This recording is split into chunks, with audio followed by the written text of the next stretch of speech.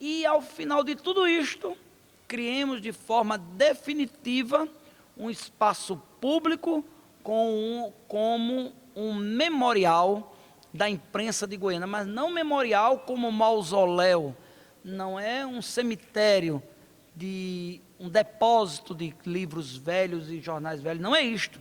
Nós queremos algo lúdico, dinâmico, midiático, onde as pessoas mergulhem na história, se vejam na história e escrevam as páginas da nova história, da nova imprensa de Goiânia.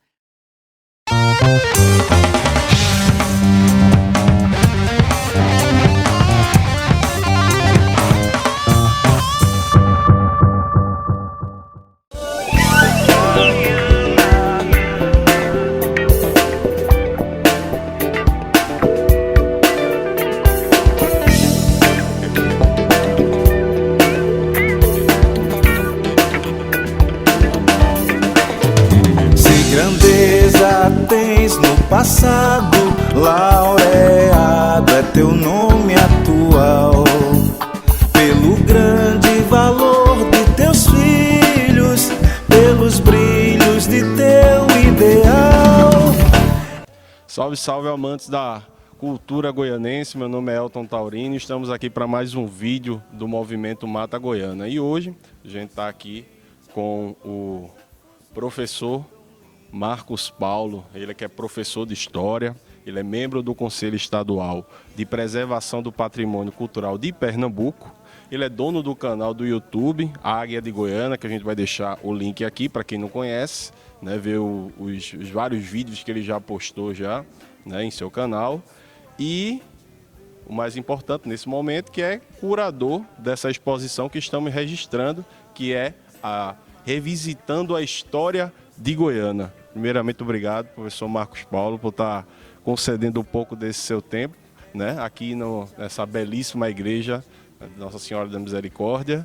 E vamos lá conversar com a primeira pergunta, né? Professor, conta pra gente do que se trata essa exposição histórica.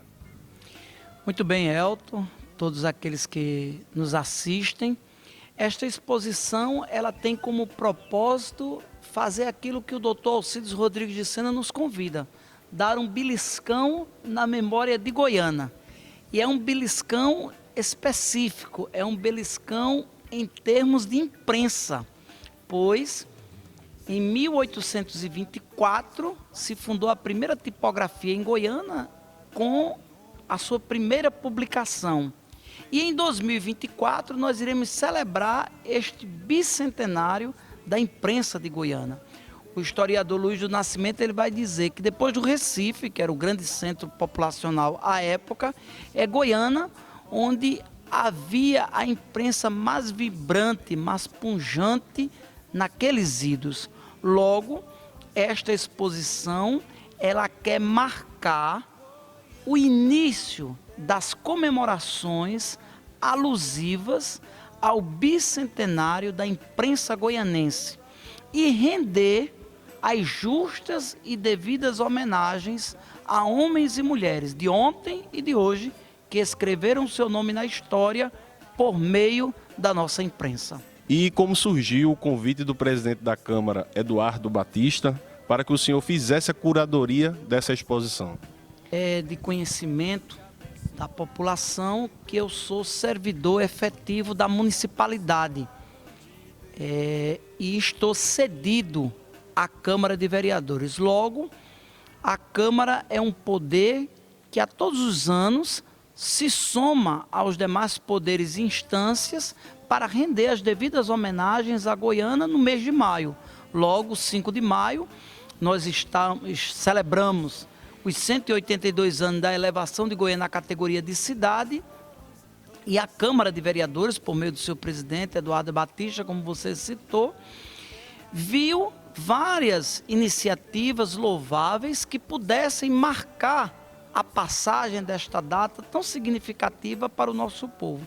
E em conversas, em reuniões em seu gabinete, ele considerou por demais louvável a iniciativa de uma exposição desta envergadura que pudesse marcar o 5 de maio, mas não apenas o 5 de maio como um evento, como se diz no popular, um evento, é o vento, aconteceu e passou, mas que pudéssemos estender este júbilo do dia 5 até o dia 31. E assim o fizemos. Por orientação do senhor presidente, nós abrimos a exposição no dia 2 de maio, pela manhã, e iremos encerrar no dia 31 à noite, na frente desta igreja, que é um teatro ao ar livre, com a sua escadaria famosa, com as apresentações das bandas Curica e Saboeira em forma de retretas e outras manifestações e apresentações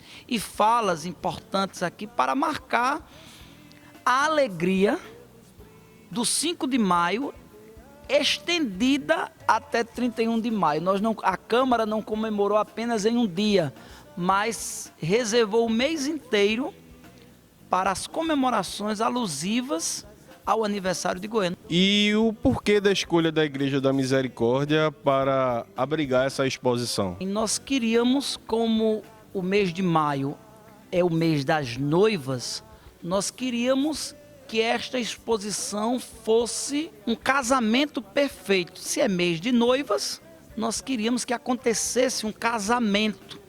Logo, uma igreja histórica, central. A nossa exposição acontecendo aqui iria atrair os olhares curiosos. Além do fácil acesso, isso é inegável, a igreja é de fácil acesso, central, bem localizada. Ela já faz algum tempo que está fechada em virtude do processo de restauro. Então, a igreja abrindo as suas portas com uma exposição, então, era o casamento perfeito. Muitas pessoas aqui iriam se dirigir curiosas, porque há anos que não viam a igreja aberta. Outras, desde que nasceram, aqui nunca entraram. Muitos visitantes no pátio da feira, então tudo era favorável. A exposição acontecendo aqui atraiu, sim, muitos visitantes e ao chegarem na igreja se deparam com uma exposição desta grandeza, porque as pessoas se impressionam com a quantidade e diversidade do material que está aqui exposto. Logo, as pessoas saem satisfeitíssimas. Visitaram a igreja, conheceram ou voltaram a visitar a igreja e ainda adquiriram conhecimentos em páginas de livros e jornais que o tempo não apagou. E como foi o processo de pesquisa para conseguir reunir esse material histórico? Eu, como goianense, fui criado e educado neste meio. Eu venho da casa da família Rabelo, família esta, ali do centro da cidade, a Praça Duque de Caxias, onde hoje é um complexo policial. Já foi a Pequenas Causas e hoje é um complexo policial. E sempre aprendi a ter um cuidado com o que fosse, vamos dizer na linguagem de hoje, velho, ultrapassado, o que na cultura atual é descartável, não tem serventia. Então, a criação e a educação lá foi ao contrário. Tudo tem valor, tudo deve ser guardado, tudo deve ser preservado. Então, a família sempre guardou tudo. Eles têm engenhos até hoje. Então, a minha criação foi nesse ambiente de antiguidades. Daí me vem o interesse de preservar as coisas. E eu sempre tive o cuidado de, a todo lugar que eu fosse, pronto, até hoje, quando eu ando pelo centro da cidade, que as pessoas estão distribuindo panfletos, eu estou guardando. Até um dia desse brinquei com um colega meu, disse, mas por que tu vem com isso tudo na mão? Eu digo, daqui a 50 anos eu tenho material para uma exposição. Mas assim, eu sempre guardei tudo. E o que acontece muito nessas cidades históricas, como é o caso de Goiânia? A família aqui vive, seus parentes estão fora, São Paulo, Rio, Recife. Quando os daqui vêm a falecer, as famílias não têm mais interesse de voltarem para morar em Goiânia. Já estão em seus apartamentos, muitas até de idade avançada. Então o que dizem?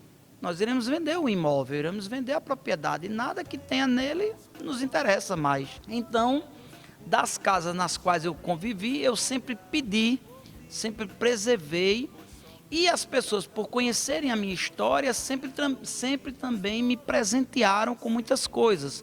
Ontem eu recebi uma doação da família Barros de Carvalho, Lourdes Rabelo, aqui da Rua do Amparo, também a família me presenteou com livros e documentos.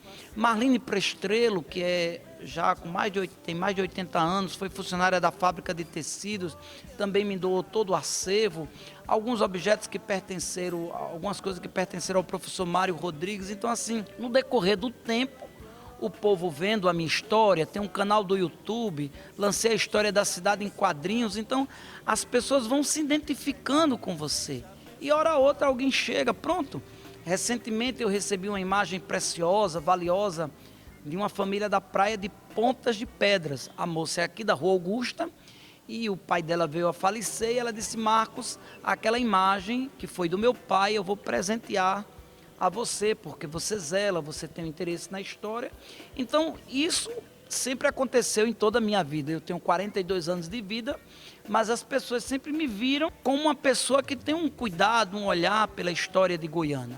E sabendo que o que colocam em minhas mãos eu vou procurar potencializar, porque todo este acervo, embora seja meu, que eu consegui reunir nesses meus anos de vida, eu trago para este espaço, a convite da Câmara de Vereadores, para que a população tenha acesso. Logo, a gente vê pelo livro de registro, quase 2.000 pessoas já passaram por aqui. Nós estamos há 17 dias do mês de maio. Então, para uma exposição que foi aberta no dia 2, 15 dias. Então, quase 2.000 pessoas já passaram aqui. Então, consegui contagiar a todo este povo com o goianismo que o doutor Alcides Rodrigues de Sena nos convida a ter, este espírito de pertencimento. É o maior pagamento, é motivo de glória. E eu sinto muito orgulho ter catado muito lixo, ter ido em busca de tanta coisa que o povo jogava fora, que desprezava. Lembro bem uma vez uma instituição aqui em Goiânia, que eu não vou dizer o nome para não expor as pessoas, um amigo meu fez assim: Marcos, estão botando tudo no lixo. Eu digo: eu vou lá agora, e fui. Quando eu cheguei lá, que entrei, a pessoa disse: o que é que você está fazendo aqui? Quem lhe chamou? Eu saí murcho, eu saí triste, e começaram a quebrar as coisas, e quebraram o piano, rasgaram foto, acabaram com tudo. Eu digo: meu Deus, como é que se faz isso com a história de Goiânia? Mas eu não tive demora, fui para o outro lado da rua, esperei botar os sacos de lixo fora, depois fui abrir aquilo tudo, catar as fotos, procurar as folhas de livro que tinha, porque eu sei o valor. Aqui nasci, aqui me criei, aqui morrerei. Quem sabe o valor destas coisas sou eu. Então não são pessoas que não são daqui. Muitas das vezes quem maltrata muito a nossa história é porque não conhece, não é do lugar. Mas, repito, consegui juntar tudo isto e continuo juntando com este espírito de implicância. A criação que tive, que foi com um olhar diferenciado para as coisas antigas. A senhora que me educou, hoje ela está com 106 anos de idade. Maria do Rosário de Albuquerque Cunha Rabelo. Foi ela que incutiu em mim esse amor pela história de Goiânia. E hoje eu sou como ela, guardo tudo.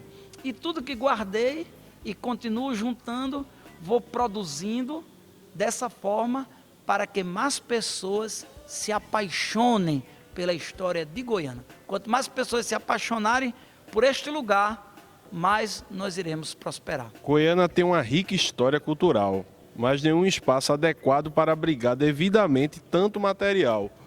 O que o senhor acha que falta para se conseguir esse local e como seria possível mantê-lo? Elton, a pergunta é muito pertinente e eu sonho que, ao abrirmos esta exposição no dia 2, encerrarmos no dia 31, que já nos pedem que prorroguemos. A data fixada é 31, mas já há pedidos para que haja prorrogação. Mas aí há de depender da presidência da Câmara sobre esta prorrogação. Eu estou apenas na curadoria e catalogação e curadoria do evento. Mas o meu grande sonho é que, ao encerrarmos esta exposição, com o mesmo entusiasmo que fecharmos as portas da exposição histórica, revisitando a história de Goiânia em páginas de livros e jornais que o tempo não apagou, nós abramos de forma definitiva as portas do Memorial da Imprensa de Goiânia.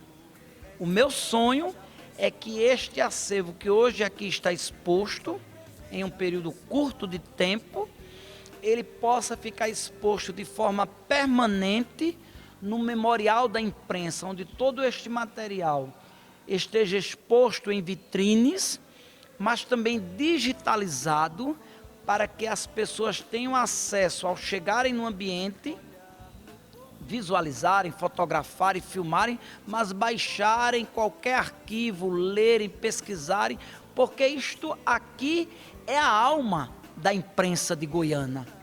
Este acervo reunido, se pode dizer, a partir dele, Goiânia teve no passado uma imprensa grandiosa, pujante, uma imprensa que fez valer o nome de imprensa. Pois aqui, como você observa, nós temos uma máquina francesa, da antiga tipografia violeta, vinda da França de navio, desembarcada no canal Goiânia, durante muito tempo usada na tipografia violeta, que todos os escritos mais importantes do passado, cartões de visitas, convites, livros, jornais, passaram por esta máquina. Nós temos jornais das mais diferentes épocas, jornais centenários, como jornais com 50 anos, 40 anos, 10 anos, de todas as épocas, e livros, os mais diversos. Então, aqui está a alma da imprensa goianense. E o meu sonho, o meu desejo é que daqui para o bicentenário que se dará em 2024, nós inauguremos o espaço, o memorial da imprensa de Goiânia. E falando um comentário pessoal aqui, da primeira vez que eu vim, né, à exposição, a primeira coisa que eu fiz, olhando todos os arquivos expostos aqui, a primeira pergunta que eu fiz ao seu professor foi: tem alguma pretensão de digitalizar todo esse acervo? Porque é muito importante as informações que a gente encontra aqui, a gente reconhece Goiânia em várias épocas, isso é muito importante, a gente reconhecer a nossa história desde o princípio até agora, né? Se reconhecer culturalmente, que isso é muito importante. A exposição está homenageando dois grandes comunicadores da cidade, Álvaro Alvim e José Torres. Embora Goiânia tenha um passado de relevância na comunicação, hoje em dia não existe um veículo em circulação de grande porte. A que o senhor acha que se deve essa problemática? Muito bem, eu começo logo sobre a homenagem que é prestada, justa e merecida homenagem. Álvaro Alvim da Anunciação Guerra, Mário Santiago, é autor do hino de Goiânia, do hino da Curica, do hino da Imaculada Conceição, dos 10 tomos do Analeto Goianense, os 10 volumes que versam sobre a nossa história, e o nome dele consta em muitos jornais que estão nessas vidraças, pois ele era um entusiasta da imprensa goianense. Inclusive, o livro de Luiz do Nascimento, A História da Imprensa de Goiânia, só foi possível ser produzido, aqui o autor agradece ao acervo pessoal de Álvaro Alvim da Anunciação Guerra, que fez parte de várias redações de jornais que aí estão expostos. Um outro é o José Torres, querido por todos nós, Zé Torres, que durante 16 anos manteve o jornal A Província. É um jornalista mais recente, mas que também escreveu seu nome na história. Ao lado deles tem grandes nomes do passado. Escolhemos estes dois não em demérito de ninguém, longe de nós. Foram os nomes que vieram à mente como fazendo um elo com um passado mais longínquo, Álvaro Alvim da Anunciação Guerra, e um passado mais recente na pessoa de José Torres. Mas teremos ocasiões para homenagearmos os demais. Sexta-feira 13, nós fomos ao cemitério, o senhor presidente da Câmara, Eduardo Batista, com alguns assessores, depositar um ramalhete de flores no túmulo de Álvaro Alvim, como no túmulo de José Torres, pois no 13 de maio celebramos 20 anos do falecimento de Álvaro Alvim, 13 de maio do ano de 2002, logo em 2022, 20 anos que ele partiu, mas deixou um legado. Hoje foi muito prazeroso reunir as crianças aqui e cantar com elas o hino de Goiânia, homenageando a cidade e recordando a genialidade de Álvaro Alvim. Olha só, no passado, há 100, 200 anos atrás, era o que se tinha. O prelo e a produção, os tipos, era fazer jornais. Era a forma de se comunicar, de se impor, de reivindicar. Tanto que em todo lugar que nós tínhamos jornais, o Convento do Carmo tinha jornal, paróquia tinha jornal, banda de música tinha jornal, maçonaria, prefeitura, câmara, tinha jornal que circulava no São João, jornal que circulava no Carnaval, de todos os lugares. A classe médica tinha um jornal, a cultura tinha um jornal, jornais, pasquins, tabloides, jornais diários. Era uma forma de expressão de uma época onde a internet não existia. Hoje, com as novas tecnologias, a gente observa que até as grandes mídias de jornais impressos, elas estão mais acanhadas. Agora, claro que não deveriam ter desaparecido. O que nos causa estranheza é como que um passado tão pujante tem um presente tão minguado. Onde está a imprensa hoje? Então, é algo que esta exposição provoca pesquisa. E aí nós temos pano para as mangas.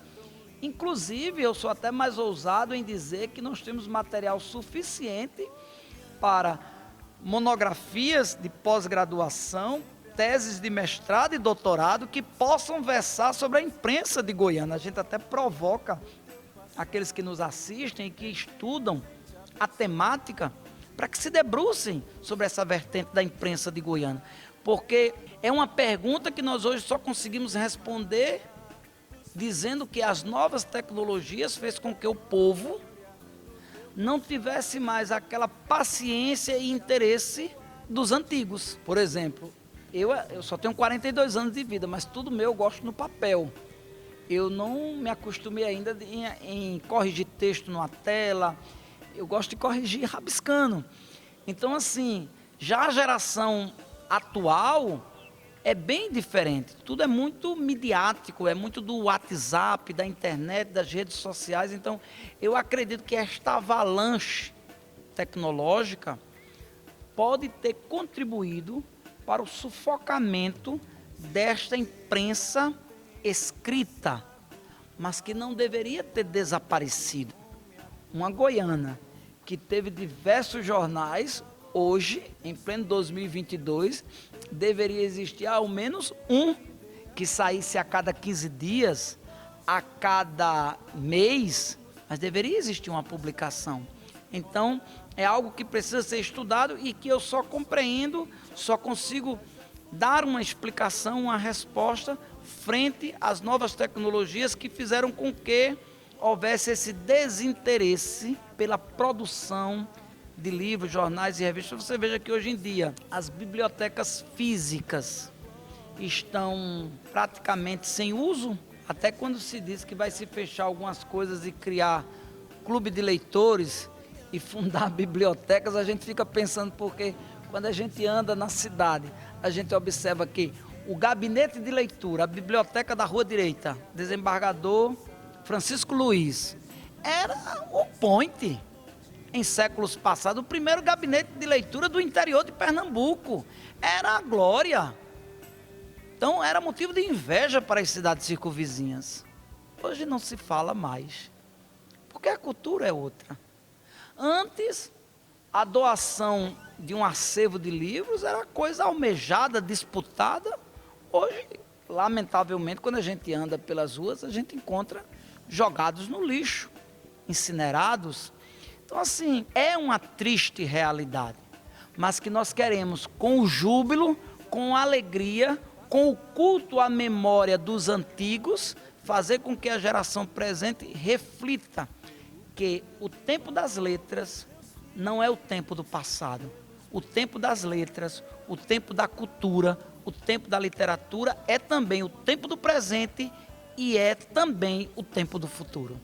E a dúvida para quem visitou essa exposição maravilhosa, que ficou com isso na cabeça, né? E após o final, no dia 31 de maio, existe um outro projeto para a exposição revisando a história de Goiânia?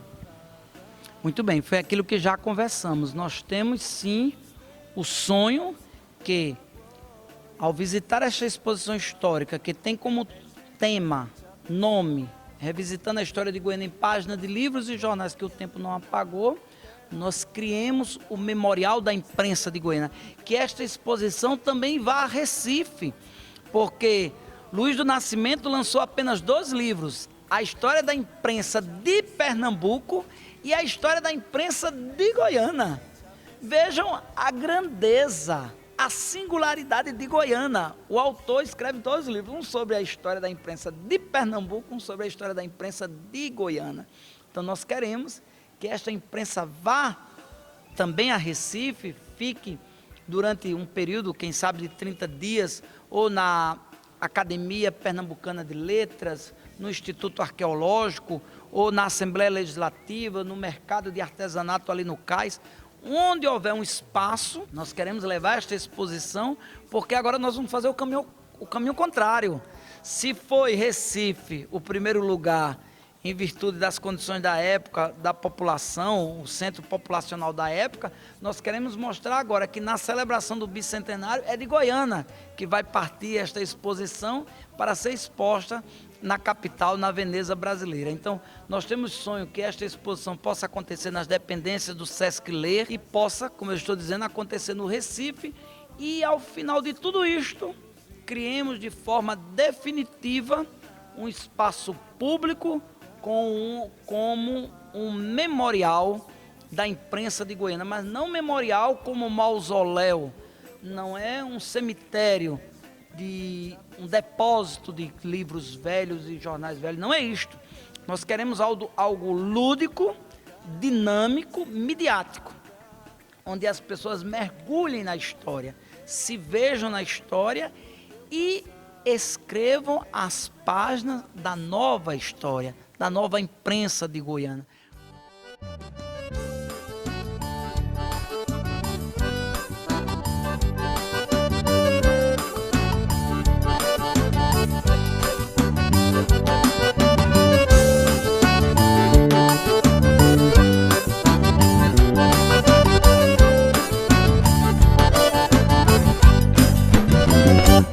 Eu sou da Vila Paraíso, sou goiana, sou Pernambuco, sou Nordeste, sou Brasil. Eu sou do frevo, do forró, do caboclinho. Eu falo oxente e sou fã de Seu Luiz. Sou asa branca que voltou com a chuva fina, que molha a terra e faz brotar vidas no chão. Sou retirante de voltar pro aconchego, morro de sede, mas adoro o meu sertão. Eu quero a brisa e o brilho da lua cheia, pisar na areia, tua cana vou chupar. Teu sangue corre bem aqui nas minhas veias, quero uma rede no teu sol rever o mar. Sei que Rosinha tá em casa me esperando, fim de ano tô casando, já pedi a sua mão.